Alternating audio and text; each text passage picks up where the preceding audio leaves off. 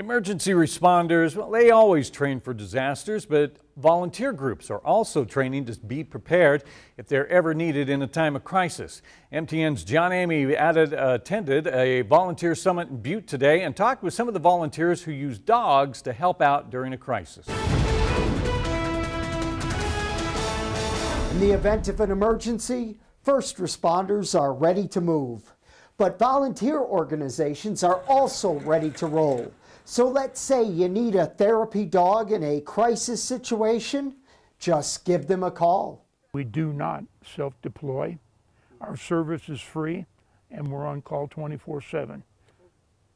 This canine service is just one of more than 50 groups that are part of the Montana branch of the Voluntary Organizations Active in Disaster, or VOID, which met in Butte Wednesday for its annual meeting to learn how they can help during natural disasters and crisis situations. If there's a train accident or a plane accident or a flooding situation or a wildfire, we had a lot of wildfires last year in this state.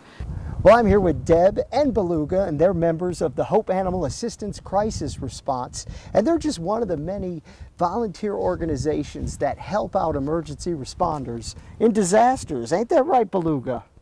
Some of the dogs that I've worked with have this intuition that they seem to work a room where everyone's waiting for responses, and they'll want to sit right by the person that seems to be giving off this most stress.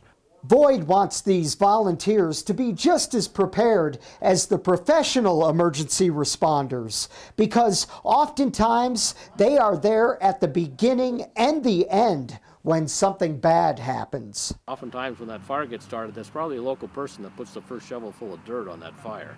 And then when all things are left over, it's probably a local person that satisfies that last need of a survivor of that wildfire. Helping whenever they can. In Butte, John Amy, MTN News. The Hope Canine Group has 6 teams of volunteers that are active in the state of Montana.